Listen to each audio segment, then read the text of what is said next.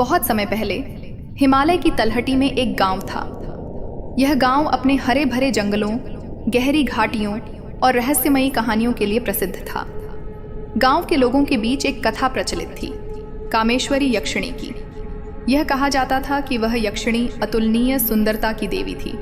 उसके काले घने बाल, मृग जैसी आंखें और मधुर मुस्कान किसी को भी सम्मोहित कर सकती थीं।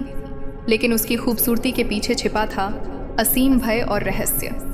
कामेश्वरी यक्षिणी के बारे में कहा जाता था कि जो भी उसे देखने की हिम्मत करता, वह उसके मोहपाश में ऐसा बंध जाता कि उसकी जान तक चली जाती।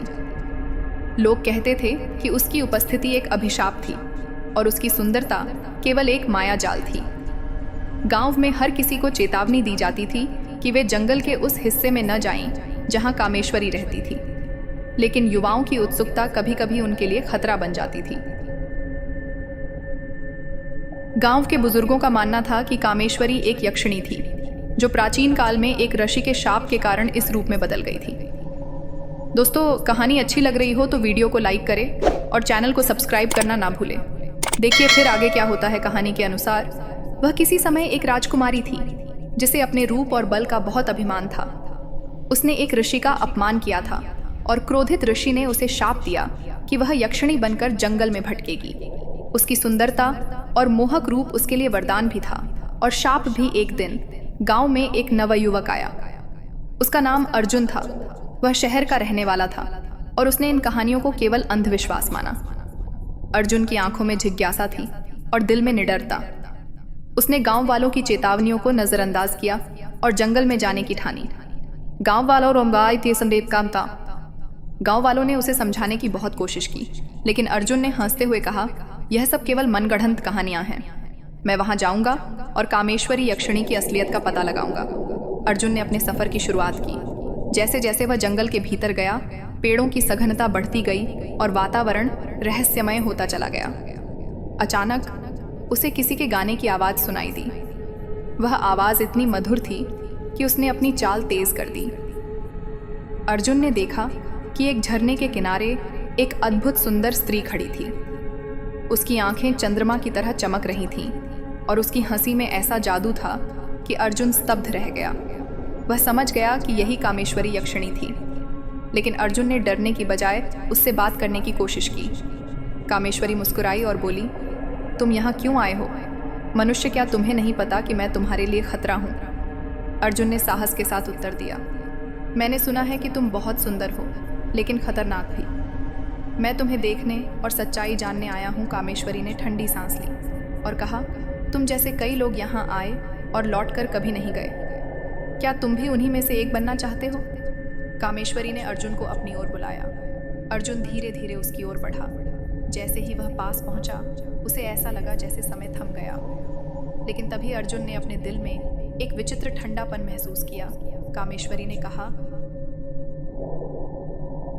मेरे रूप को देखना एक माया जाल है। जो भी इसे देखता है वह मेरे जाल में फंस जाता है। मैं एक अभिशप्त आत्मा हूँ। अगर तुम मुझसे बचना चाहते हो तो अभी लौट जाओ। लेकिन अर्जुन ने उसे रोकते हुए कहा, अगर तुम अभिशप्त हो तो मैं तुम्हारी मदद करना चाहता हूँ। कामेश्वरी की आंखों में आंसू आ गए। उसने कहा, तुम पहले व्यक्ति हो जिसने मेरे अभिशाप को तोड़ने की बात कही है। लेकिन यह इतना सरल नहीं है। कामेश्वरी ने अर्जुन को अपने अभिशाप के बारे में बताया। उसने कहा कि अगर कोई व्यक्ति उसकी आत्मा की सच्चाई को बिना उसके रूप के मोह में फंसे स्वीकार कर ले तो वह मुक्त हो सकती है। लेकिन अब तक ऐसा कोई नहीं कर पाया था। अर्जुन ने वादा किया कि वह उसके अभिशाप को समाप्त करेगा। उसने अपनी आंखें बंद कर ली और केवल उसकी आवाज़ और आत्मा को महसूस करने की कोशिश की।